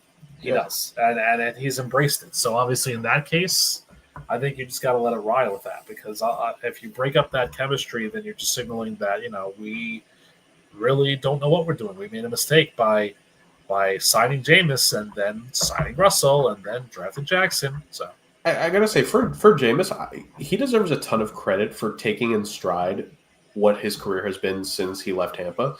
Yeah. And just always being patient, just always waiting for opportunities and getting some chances here and there. And it's almost like a mini what if. I don't think it would have been anything insane, like a pure career renaissance. But there is that brief what if. I forget what season it was. Maybe you remember it better exactly like which one it was. But that season in the Saints, he had a good start, and then he just loses the rest of the season to injury. Is it 21 maybe or 22, one of those years? Yeah. There's a mini what if for Jameis of if he never gets hurt that season when he was looking fantastic. If that one season could have provided him of a more permanent stay of, okay, you could be one of the 32 starters in this league for a couple more years. But credit to him, he took that in stride. He's been a great backup quarterback every place he's been to. Like I agree with you and everything you said with Jameis, like kind of being like the guy there for Jackson. Like I just wish he would get back into games. Like Jameis Winston is fun to watch. He is fun to watch. He's a lot of fun. But then you remember that 2019 season when he threw for 5,000 yards and had 30 touchdowns and 30 picks, and you're like, well. That's a lot less fun. See, honestly, looking back at it, that's one of the funnest individual seasons ever. I agree. Because any play, it's a home run, or honestly, no, hockey is the better one. Any other play, he's a Connor McDavid fantastic goal, or it is a Patrick Stefan own goal type thing. Any other play, that was Jameis Winston that. For me as the Ducks fan, he's Mason McTavish one play and he's Leo Carlson the next. Load management, Leo. It was the 21 season, by the way. He played in 7 games, 1,170 yards, 14 touchdowns, and 3 picks, and then he got hurt. But those 7 games were something. That is his best touchdown to interception ratio in his career. 14-3. So, and he was very grateful and thankful to Sean Payton as well and the Saints for that. Jameis has played himself perfectly, not just being that veteran quarterback like you mentioned. I would actually be shocked. Playing doesn't always equate to coaching, but I almost wonder if any team could just find a role for Jameis at some point. Let him be a part of your organization. Well, I do. I think that quarterbacks, backup quarterbacks, they end up going to coach in high school to start with after they kind of get their ropes in there. I mean, It doesn't always work out very well. You saw how Teddy Bridgewater has kind of come through fruition, and I think Trent Dilfer had some fun at UAB, but Phillip Rivers too. But yeah, I mean, I could see them carving out a nice role for him. I think again, he's a guy that really said he deserves it. Like he's paid his dues. He's worked hard to kind of get to where he is, and he's, as you said, he's taken everything in stride. And it started off interestingly. Obviously that first season in Tampa, 6 touchdown rushes. He was looking like the guy, and then just never panned out from there. But never once have you really heard a complaint out of him. I don't think so. Yeah, and this was one of the very intriguing quarterbacks looking back when he was coming out in college. Like great starting as a freshman, winning a national championship in his career, Heisman caliber when he was like, he's a fantastic dude. So Jameis, one of those fun things. And the guy that he was drafted over in his in his draft, was tasked with trying to help the Commanders do what they can, and they were able to get one win with Marcus Mariota, but they weren't unable to get a second one as the Atlanta Falcons got a much-needed bounce-back victory after what was a terrible game the week before by them. They themselves somehow getting shut out by the Carolina Panthers. Well, they were able to not get shut out and then some against the Commanders. They end up putting 34 points up on that defense, 34-27 victory. Mariota did what he could, 156 yards, 2 touchdowns, 1 interception for him. Deebo Samuel, funny enough, like since Jaden Daniels has gone down, like Deebo is just continuing to produce in some way. He's either going to have a good game on the ground or a good game through the air, but Deebo Samuel's just kind of been there. Like, got to give some credit to Washington. That was a good pickup for them. On the Atlanta side, 2 guys getting 100 receiving yards. Drake London, kind of expected. Bijan Robinson, well done. All right then. Yeah, great game for Bijan Robinson overall. Kyle Pitts got a touchdown. Yep. Fantasy owners, there you go. Hey. But just a great offensive, like, kind of explosion for Atlanta there. And the defense, somewhat decent, a couple sacks here and there. Leonard Floyd, Caden Ellis, like, guys showing up. But ultimately, the big thing was the offense there. In terms of, on the Washington side of things, kind of like my big thing with them prior to the season, which is why I kept them out of winning the division this year. Of course, who knew a Jaden Daniels injury would also keep them from accomplishing that. But also, like, the defense, I just felt it played fine last year, probably good in certain spots, but just another year returning of kind of being an older defense. Like this is way into the future, but like the number one MO for the Commanders already, I could see this offseason is trying to get a little bit younger on that defense. Like the veterans are nice and they can still have their roles there, but just get, especially where you see league wide, not even just in your own division, right? Like when Malik Neighbors comes back, if Jackson Dart can be half of what the Giants hope he can be, like they could be a really nice connection there. Dak and CD still threatens in the division no matter what. And when Jalen Hurts throws the ball, in theory, he has Devontae Smith and AJ Brown. Like you need athleticism in the secondary now in this league to deal with this, and you need a top tier pass rush, and it needs to come from like these young guys that you draft and develop. So early notes for the Commanders. Not saying the season is lost. It's just I mean, I've been a little bit underwhelmed by the defense for them. I think that they haven't gotten the pressure to the quarterback that they usually have in years past. I think, guys like Deron Payne and Johnny Newton and Javon Kinlaw, they're not getting through the line, which is just kind of surprising because that's what they did when they had Jonathan Allen and Chase Young and all these other guys. And, even last year, I think they were the reclamation projects of like Cleveland Ferrell, Dante Fowler, those guys. And I mean, you have Bobby Wagner and Von Miller, which is nice for playing in 2017, not in 2025, right? Mm-hmm. But, I think they're going to have to rebuild, like you said, on defense because other than Sandra Still, who's a very good corner, don't get me wrong, he's a very good corner, they don't really have a lot of, younger talented players that aren't 29. Like Frankie Lube was 29. Reeves is 29. Marshawn Lattimore somehow is 29 because he's been in the league for like 40 years. Yeah, he's been around for a while. He's in the Austin Hooper vortex. Yep. But it just doesn't really jive with me that their defense and look, Dan Quinn's a good defensive mind, but I think they're gonna go D heavy in offseason this year and the draft this year because they need to. I mean, their offense is fine. Maybe they need a couple more bodies on the O-line, but their offense is fine otherwise. It's just the defense right now is going to be their problems. Then when you allow A receiving core led by T.J. Yates. Was it T.J. Yates? Yeah. Yeah, To wide receiver coach extraordinaire. To have 313 yards wide of receiving, nah, that's a red flag right there. Yeah. Big time. Yeah. Other games throughout that 1 o'clock hour here before we move. Lions handled business against the Browns as expected. They're starting to heat up, it seems. Bills handled business against the Saints. We already kind of spoke about that Eagles-Bucks games. Maybe, play here, play there. Things turned out differently. The Bucks could have came out with the upset win, but that didn't occur. And then that Patriots-Panthers game, great win for Mike Vrabel and co., right? Big confidence boost for the likes of Drake May. Stephon Diggs, probably his best game with the Patriots yet of this young season. Just Carolina, we might be another week or two away from that Titans Titans all gas no breaks you had for them. It might have to be for one of me or Justin comes up with that for the Panthers in the next few weeks because it's not looking great for them. I mean, they took out Bryce Young, and Andy Dalton outplayed him in his couple series. He was 5 of 6 for 58 yards and a touchdown. Yep. His QBR was 100, and his quarterback rating was 146.5, and both those numbers smoked Bryce Young's. Yeah. So,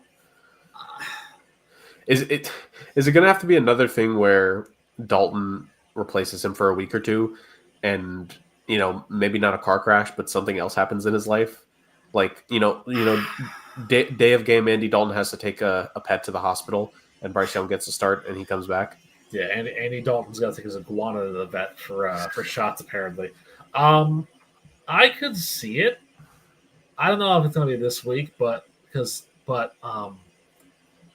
not getting easier for them because they face 4 or 5 decent defenses in a row. If you count the Dolphins and Cowboys as decent defenses, I don't know if you do or not, but I would think if Bryce Young is going into that Bills game as the starting quarterback, he ain't coming out alive because the Bills defense is going to swallow him whole. Yeah. There's some playmakers on that Bills defensive line that can break out, and that Panthers game could very much be it. Let's move on to the later games, kind of afternoon, and then into the primetime slates. Colts Rams kind of went the way we expected it to. Colts, good start to the season, but ended up, as we praised the Rams defense earlier, great Rams defense, ended up limiting them to 20. Rams offense did just enough, with some good play and scheming. Puka Nacua getting a lot of praise for him. Very much should be the case. He's been a great all-around receiver. I heard Hines Ward is the good comparison for him, just in what he can do when he's not the main threat on the play. Honestly, kind of right. Yeah. Well, you know what that means too is that we're going to see Puka Nacua and Desmond the Star season 40 in about 6 or 7 years. There we go. And he's going to win the whole thing too. So. There we go. Attaboy Puka. Reality TV fame in his future. You have that. Bears Raiders was a very close game. Second win now for Ben Johnson and co. Don't look now, but momentum for them. Tough loss for Pete Carroll and the Raiders. Ashton Genty did start to pick up a bit more steam there, so maybe that can change things for them going forward. This week, hopefully, but for maybe other weeks. Rick, the last of these because these last 4 games are something. Jags beat the Niners just barely, 26-21 victory. The Jags might be the weirdest team to start 3-1 in quite a while. because not wrong. Because now they get this victory against we believe at least this season is what a solid team. They beat the Panthers. They get a win against the Texans, who we would have thought were the AFC South winners coming into this. But they're 3-1, and Trevor Lawrence just does not look like a franchise quarterback right now. 5 touchdowns and 4 interceptions this season, 845 yards on the year, a QBR of 49. His completion percentage is below 60%. In no way, shape, or form is he playing up to the contract he was given. And also a season where Brian Thomas Jr., as we mentioned, clearly obvious he's been playing through something because he has not been 100%. Best, you could argue maybe his best game of the season so far, just in terms of looking more like he had prior. But this is just continuing to be the ETN show in Jacksonville.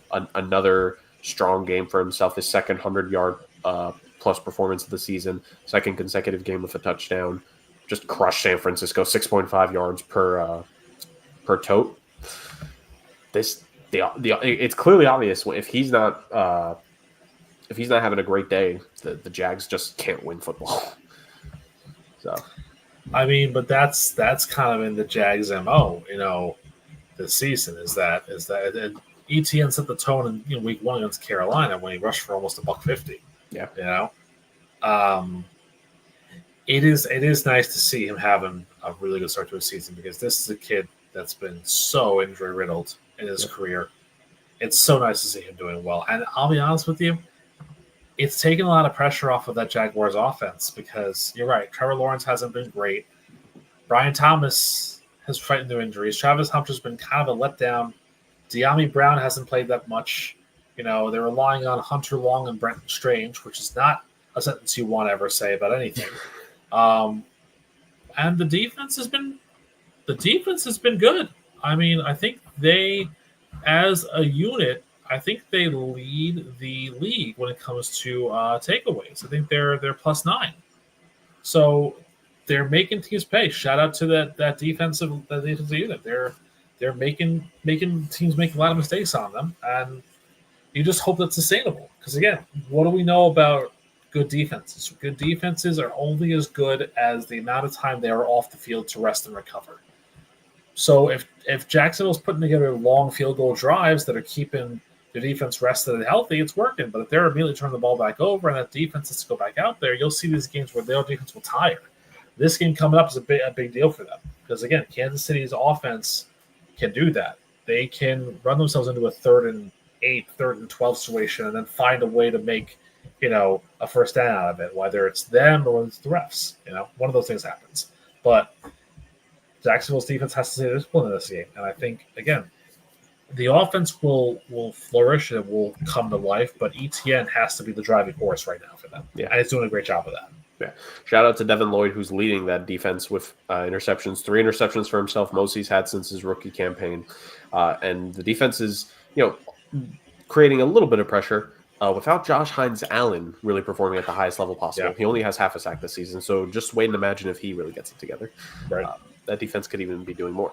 Whose defense has not been overperforming? They've been vastly, vastly underperforming. The Baltimore Ravens, 37-20. Yep. You could have convinced me that could have been the score before the Chiefs game. Not exactly the way we would have thought it played out. The Chiefs just absolutely slaughtered the Ravens.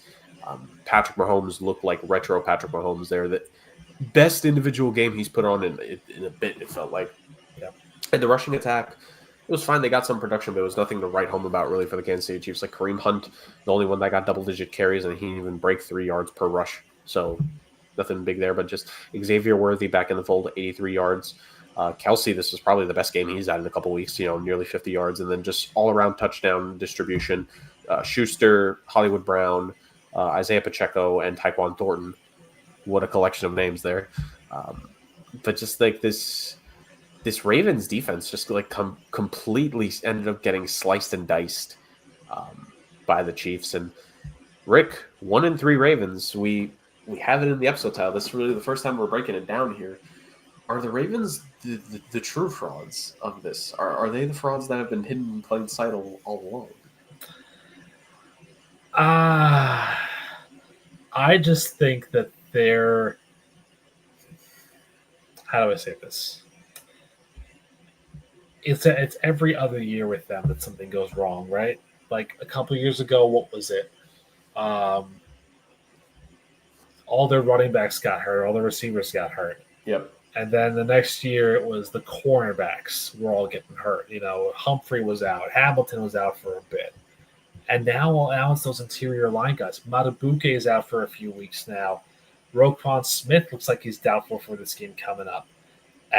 Broderick Washington, who was their number 2 on like the defensive end, he's on IR. So you're relying on guys like Aeneas Peebles, who is fine, but he's a late round pick. He was not really a star player.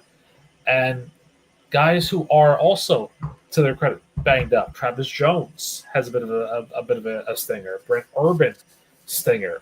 Kyle Van Noy, stinger. Like, they can't get out of their own way. Something about Baltimore's training staff, it doesn't work out because, again, it's the defense is really finding it more of the problems there too because offensively, they look okay, minus Lamar being out. I mean, Linderbaum's questionable, Stanley's questionable. But it's just the defense is just not good right now because they have the talent, but the talent's not healthy. And when the talent's not healthy, dude, this Ravens team has a long way to go to get better. It's just not there right now. So are they fraudulent? No, I wouldn't call them frauds yet. Because I think what they are is they're just constantly hit by the injury bug. And they constantly find themselves on the wrong end of that IR report. And that's where it's going to hurt them in the long run. Okay. So that I guess that's what makes sense is why they're an upset special against the Texans this week. But even so, 1.5 points is a little risky given who's doubtful to play. John Harbaugh, looking at you. Don't blink. Because that is a guy that I've definitely been on the case about since this podcast has begun. And you know what?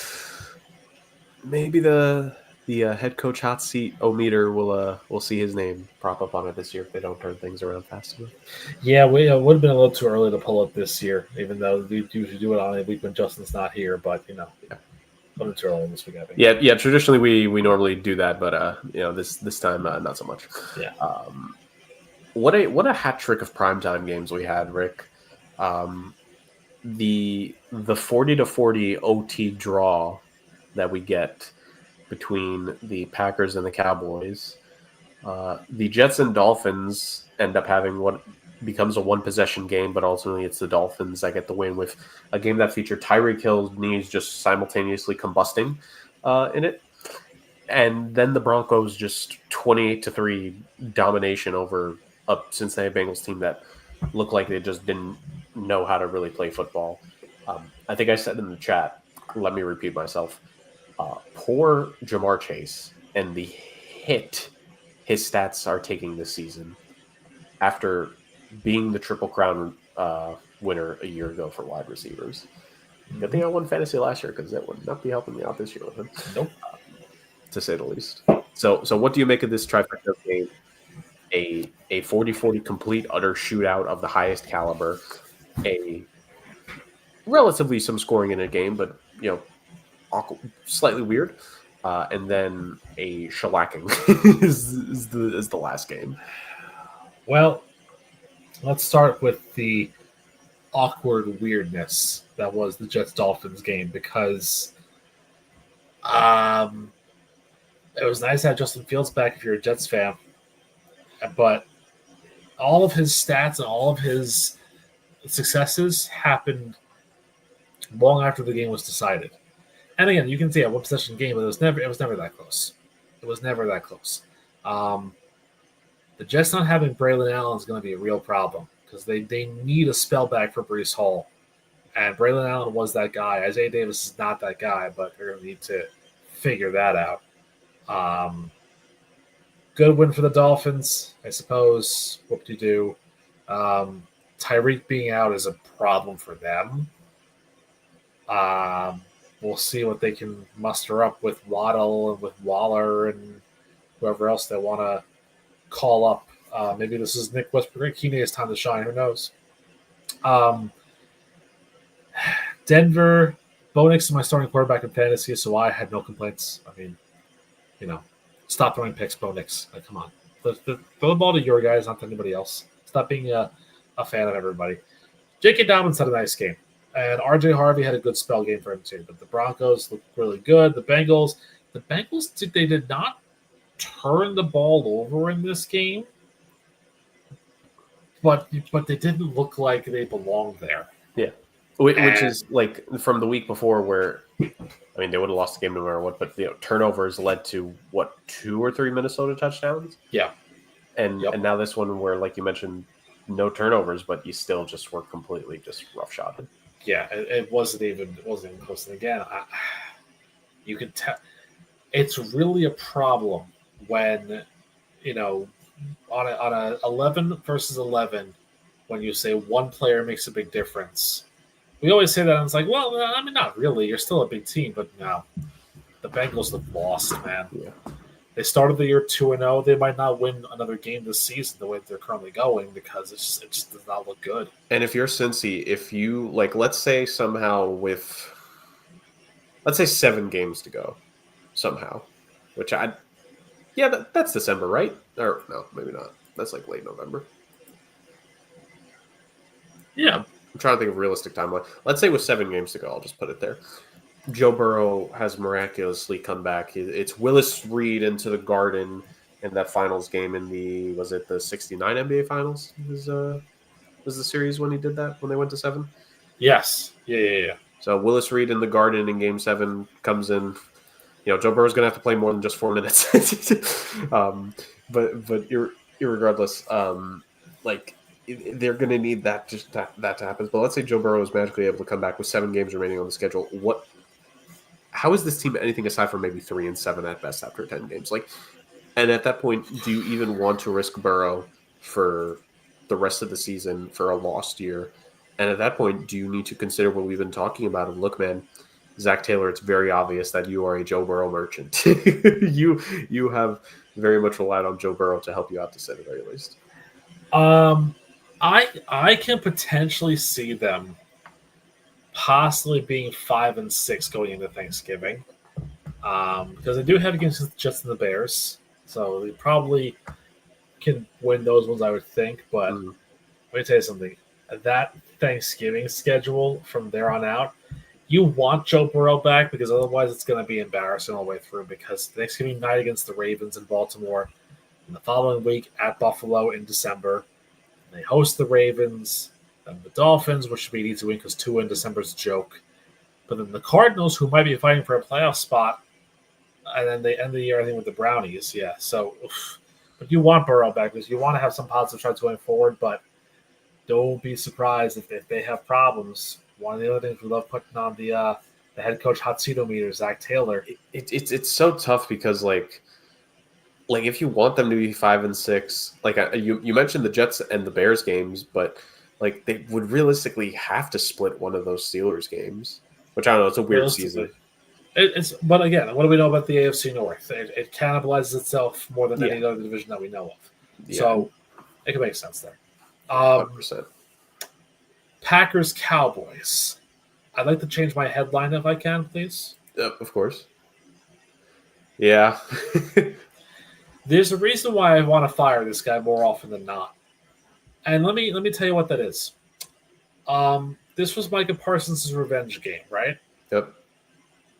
So in the final 2 offensive possessions the Packers had, correct me if I'm wrong, but it felt like they settled for field goals, right? I mean, I feel like in the fourth quarter, ultimately, it's one of those things where damned if you do, damned if you don't. Okay. I think they kind of had to at the end. I agree in the fourth quarter, but what I don't agree with is that you settle for a 53-yarder. Now, granted, you have McManus. He's a great kicker. I understand that. But, probably his best game of the season, honestly. Try to get the ball closer. Try to move the ball up a little bit further, because 53 yards, you never know. You don't have Brandon Aubrey, so you never truly know. But, try and get a little closer in, just saying there. And then in overtime, where was the urgency? Where was the control of the clock and everything? I mean, the final play is emblematic. The fact that they were stopped in bounds, no timeouts. There was no urgency in Jordan Love to get the ball out there. And when he throws it up for an incomplete pass, it almost runs the clock out, which would have been the most Dakian thing to do, since Dak did that in the playoffs that year. But, I don't know. It just felt like, again, it felt like they were just settling for a tie, which, to be fair, we all thought there was going to be a tie this week. We didn't think it was going to be that game, and that kind of screwed over, your picks. Hindsight 2020, obviously this is one of those things, but it's this should have and would have been the game this season that I could have picked the tie for, because it's it's only natural that the Micah Parsons revenge game gets ruined by a tie.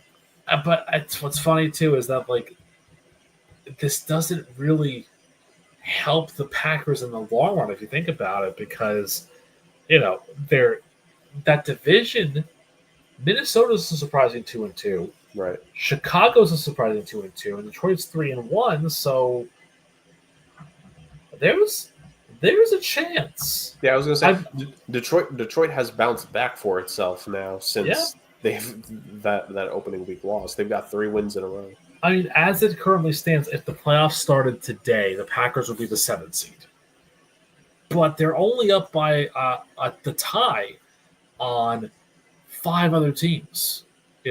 So it's not, for a team that most of us thought was coming into this season as the presumptive NFC favorites because of the trades that they had made. Yep. And even in our segments too, that we thought they were the real deal and everything. These last 2 weeks, the Browns game and then this game, those are eye openers right there, man. The Packers, 100%. They might not be as ready as we thought they were, but I will tell you who is ready. Romeo Dobbs. What a story. And what a phenomenal game he had. It's a shame it was a tie, but I would have loved for him to catch a 4th touchdown in overtime and have that be the winner, because that would have just been hilarious. Yeah, and kind of one of the things you need to take out of this game if you are the Packers is maybe do you finally have because now, like you said, Dobbs 3 touchdowns, just big baller in this one. Yeah, felt like when they needed an important catch, like he was going to be the go-to guy for the end zone. But Golden had a solid game. Tucker Kraft had 56 yards, which for him has actually been pretty good. Relatively, he had a 100-yard game earlier as well in the season. Tucker Kraft has been pretty good producing for tight ends so far this season. You're starting to spread the ball around. Josh Jacobs was great both on the ground and in the air for himself. Nearly 160 yards total from scrimmage. The offense is there. They can put up the numbers. It's just those little final things that need to fall into place. Like you said, part of it is management. Part of it is just consistency. And again, it's funny to say because they were perfect in the 4th quarter. Every time they got the ball in the 4th quarter, they ended up scoring. It was just this was quite easily the worst game the defense has put out there so far. Because on the opposite end of things, they allowed the Cowboys from the second half on. I think maybe aside from the very first possession in the second half, the Cowboys scored every single time. It's one of those things where if you're the Packers defense, and part of the hype of it was this Packers defense has now added their final chess piece. Look, every great team has a blip of a game, but against the Cowboys team that, there's going to be questions about if they even make the postseason, letting up 40 points, you got your 40, not the best thing to give up 40. Because now, like you said, the tie kind of messes with things. It kind of helps them with the wild card with the win percentage thing, because win percentage is the big poobah right now, which I've been saying on the show for several years now. So I'm finally vindicated. Thank you, Green Bay. But yeah, it's just one of those things where, if you're Green Bay, this was not ideal, to say the very least. Of course, obviously you want to win every game, but just the fact that this ended up being a 40-40 game, had it been 20-20, 23-23, right? You'd be the offense, they put it together a little bit more X, Y, and Z. This was just strictly what was this defense that had been the highlight of this team throughout the first 3 weeks? I know. It was George Pickett's best game as a Cowboy, which is saying something. Yeah. I mean, I will say this for Dallas too. They did make a really good pickup in the offseason because Javonte Williams looks like an excellent running back in their system. He really does. And again, like I said at the beginning of All Gas No Breaks, Dak Prescott somehow has the lead in passing yards right now. Duke and ball. And yet they're 1-2-1, I believe. Yes, 1-2-1. Yes. Great. That's what they get for hiring Matt Eberflus, because of the Caleb Williams revenge on Eberflus. And Brian Schottenheimer as their head coach. This, it's honestly funny about the Cowboys. It's you genuinely look at them, it's yeah, they should beat the Jets, but then it's well, watch the Jets get that win. Justin Fields' revenge on Matt Eberflus coming now. Let's think about that. Yeah. And then the Panthers one is just so weird, because it's the Panthers are so downtrodden. The Cowboys should be beating them up, but they should. At the same time, it's just not a guarantee. Because also this Cowboys explosion came with the fact CeeDee Lamb was out, right? And as of today, he didn't take part of practice now, so it's going to be interesting to see what his future is. Which, by the way, another reason why I'm mentioning that Panthers game coming up, let us not forget the Cowboys and Panthers made a trade at last year's deadline. The Cowboys traded like a 4th-round pick for a random Panthers receiver. Jonathan Mingo. Yeah. Is he even still on the team?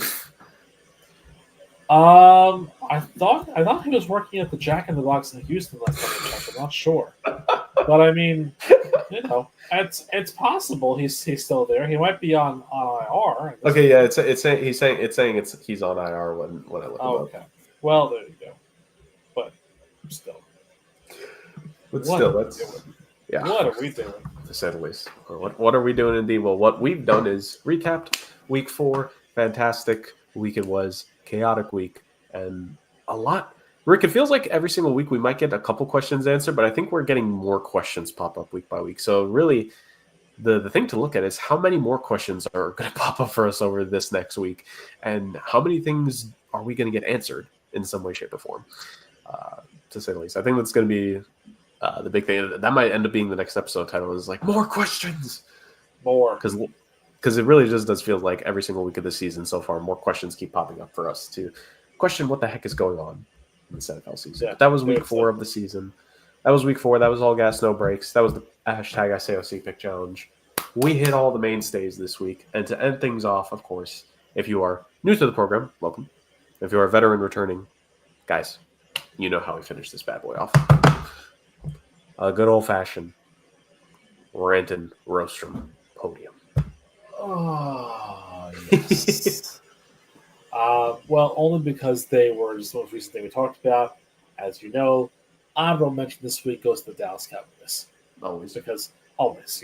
You traded Micah Parsons, you get what you deserve. Yeah. Which included a tie against Micah Parsons. Exactly. What do I have this week?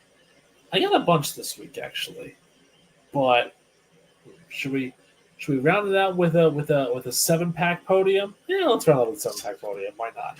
All right. Number 7 on my list here goes to ESPN baseball analyst Ben McDonald, who couldn't give any more credence to the fact that like these analysts know nothing about other sports when ESPN is plugging hockey, the triple-header, to open the season, and the commentator goes and talks to Ben McDonald and says, well, what do you think about this? And he said, yeah, I'm not going to watch any of these games anyway, so what does it matter? Okay. Great endorsement for your network. Yeah. Good job, Ben. Good job, Ben. I like that for you. And also, what? I don't even know who Ben McDonald even is. Has he done anything? Did he pitch in something? I don't know what you did. So anyway, that's my thing there. Number 6, I have a friend who works at a service academy. He's now working without pay because of the government shutdown. Mm. And this is why we need to go to a parliamentary system in this country. Or just depose the entire government and get new people in there to be leading. Because we've talked about it time and time again. If your party lines are what you're voting for and what your voting stances are instead of what the people in this country actually need and deserve, you're not doing politics right. I'm sorry, you're just not. So, yeah, figure it all out. I'm looking at you, Schumer, and Jeffries, and Trump, and everybody else. Figure it all out. Like, enough with this nonsense. Open up the government. Do better by the military, and kind of just stop being you. Be somebody else for once in your life. That's number 6 because that's all it deserves. Number 5 and 4 are going to be 2 Hollywood ones. Number 5 is for the actress Tilly Norwood. Now, I don't know if you know who Tilly Norwood is. Tilly Norwood is an AI actress created by some company to be this artificial intelligence actress, and is now being boycotted by SAG-AFTRA because, guess what? Not a real person. Really. This is where AI has become. We're going to, in like 5 years, by the way, have our first ever AI-generated Oscar winner for Best Supporting Actor. Or Best Supporting Actress. And that person's going to be Glenn Close, who will not have won an Oscar in her 9th try, and there will be riots in the streets. Glenn Close deserves an Oscar. If she loses to a robot, I'm boycotting Hollywood forever. Speaking of boycotting Hollywood forever, number 4, who in their right mind asked for a Greenland sequel? No one. No one did. So now it's called Migration. Greenland 2 Migration. So now the premise is we've survived the meteor strike somewhat. The Earth is a disaster, but we're going to go to this place, this crater in Europe that is preserved from all of this because it's a crater in Europe. It's always Europe. Who asked for this? Like who asked for any of this? This is just ridiculous. Like Hollywood, you guys have a better, more interesting and more creative stuff than this. Like I'm really annoyed by that. Number 3 on this list today, DoorDash. This happened today. I ordered dessert at my workplace, and it said it was going to be there in 12 minutes, and it was. Very good dessert, by the way. Chocolate cappuccino cake, phenomenal. Loved it. That's not what the industry's for. DoorDash has a thing called Double Dash, as I'm sure you're aware, where you can order, from a different restaurant and the payment person picks up the same way. Well, when the DoorDash order is 5 minutes away, and DoorDash tells you have 10 minutes left to Double Dash, why am I bothering with that? When the food that I ordered is going to be closer than the food you're going to go pick up at this point. So what's the point of that? If it was 15 minutes and DoorDash, you need 5 minutes to DoorDash, I get it, fine. But you gotta have a better system than that. That's stupid. Really stupid, honestly.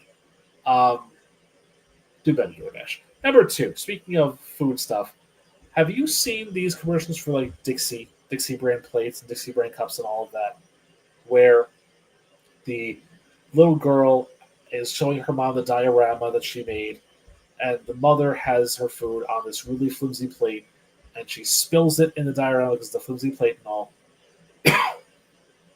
I mean, terrible commercial, number 1. But that's not the point here. So that commercial specifically, the mother has lasagna on her plate, right? Who in their right mind puts black beans, corn, sour cream, and everything, guacamole on top of a freaking lasagna? Come on. That's the dumbest thing I've ever seen. And so, if you're going to do that, make it more realistic. Who's mixing Mexican and Italian on a lasagna? What are you doing? You need to be investigated by CPS and foster care for that nonsense. I promise you're one of the few people that have pointed that out. I don't think a lot of people have pointed that out about that commercial. It's so stupid. As an Italian, I am offended. As someone who likes Mexican food, I'm also offended for different reasons. But not as offended as I am by my number 1 pick this week. So she's been in the news lately for her campaign ads for American Eagle, and because she's an actress and all that. But Sydney Sweeney is not the reason for this entry. So I got to thinking about this the other day. We're in an age now where the names that kids are being born with are stupid and ridiculous. Yeah. And you have to think about the long game with some of these names.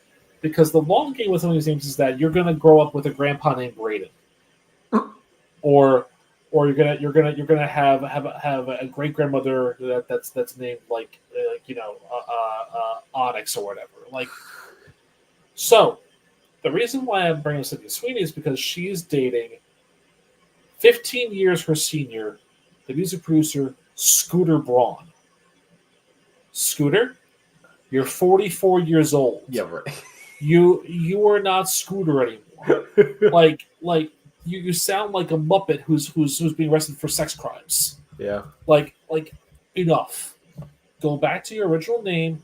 Stop calling yourself Scooter. It's like freaking remember Pato Wilson or whatever he was, the guy who was the record producer behind Friday and all those stupid songs. Dude, you're 44. Come up with a real name. No one in their right mind is going to take you seriously because your name is Scooter. That's like the worst thing. It's like oh my god, it's terrible. And again, you're gonna be known when you unfortunately die. They'll say Scooter Braun was 79 years old. It's like he was still being called Scooter at 75 in the This old dude- folks' home. This dude's a dad. He's been divorced and has 3 kids. Right. Grandpa Scooter. Right.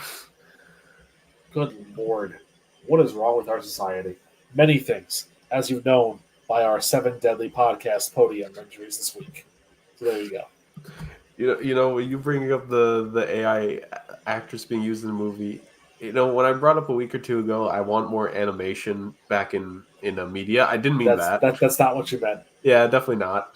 And also, who made her name? Tilly Norwood. They What? probably ran through name ideas through AI as well, if we're being honest. I mean, yeah. ChatGPT, give me a good name for a fake actress. I like Tilly Norwood. Okay, great. Why? I just like the name. Yeah. Don't Rick. Don't worry. They're going to use ChatGPT to help them decide the final Harry Potter castings as well. I'm sure. So that'll be fun. Oh Lord! Oh Help Lordy, me! Lordy. Help me! They're gonna the season 4 is gonna go from Goblet of Fire to Mug of Mist or something like that with AI. Oh God!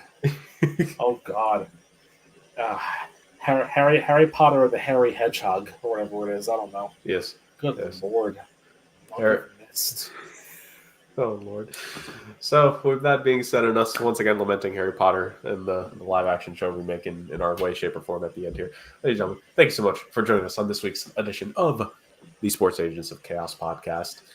Questions answered, more questions brought up, plenty of all gas, no brakes, takes given to us, full throttle on some, patience on the others. Ravens, you're not frauds just yet, but you're getting close. And honestly, now that I really think about it, Rick, since we're in week 5, we are honestly only like 3 weeks away from the next hot head coach hot seat meter. So we're getting close for that one, to say the least. So we may be having some fun here in a couple weeks time. But you know, guys, 1 month of the season is down. So much more football to be played. So much more for us to break down, analyze. So much more for us to react about, whether overreacting or properly reacting. And as Podfather said earlier, look, we're going to miss on a couple things, but some of our off the wall stuff, we kind of know what we're talking about here on this program, at the very least. And we hope that you continue to follow us as we go through yet another NFL season here on the show, from all gas, no breaks, to our week by week analysis, to the pick challenge, and more coming forward. So, thanks so much to all of you who have joined us on this one. Once again, October 1st, best month of the year. Spooky season is upon us. Let's see how spooky and chaotic this season continues to be. Take care all, and we will see you next time.